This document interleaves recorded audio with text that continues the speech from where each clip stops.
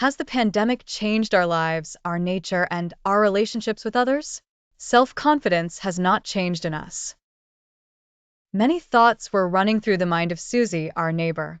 We used to sit together every week in the garden, talking, exchanging laughter, new ideas, and some new recipes, but many of our habits have changed, and we have lost a lot of our laughter. And what has changed in others? Susan asked herself as she walked through the neighbors' gardens. The once vibrant garden seemed slightly withered, mirroring the shift in everyone's lives. As Susan strolled past Mrs. Holloway's garden, she noticed the unattended rose bushes and the silent, empty bench where the elderly woman once read her novels aloud. Next door, Mr. Jenkins, the cheerful man who entertained everyone with his guitar, seemed to have shut himself indoors. His absence was like a broken string on a well-loved instrument.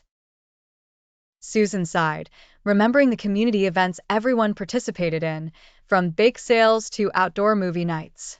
Suddenly, she heard a familiar voice hail her from a distance. It was Sarah, the young mother of two, standing on her porch. They exchanged polite smiles, but the warm hugs and close-knit gossip seemed a distant memory. Sarah invited Susan for a chat. They sat 6 feet apart, the invisible barrier between them heavier than their masks. It wasn't just physical distance. Emotional walls had risen alongside it.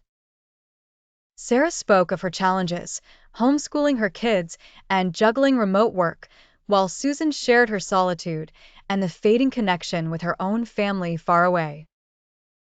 They bonded over the shared sense of loss, finding some solace in the understanding that they were not alone in their isolation. Susan continued her walk, renewed with a sense of purpose.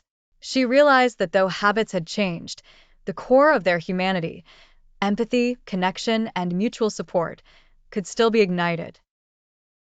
She decided to organize a socially distanced garden gathering where neighbors could once again exchange laughter, ideas, and maybe even some new recipes. The pandemic had cast its shadow, but Susan believed it hadn't extinguished their communal spirit. They just needed a spark to bring the warmth back. And so, with the hope of rekindling old bonds, she went home to start planning, determined that the echoes of their laughter would soon return to the garden.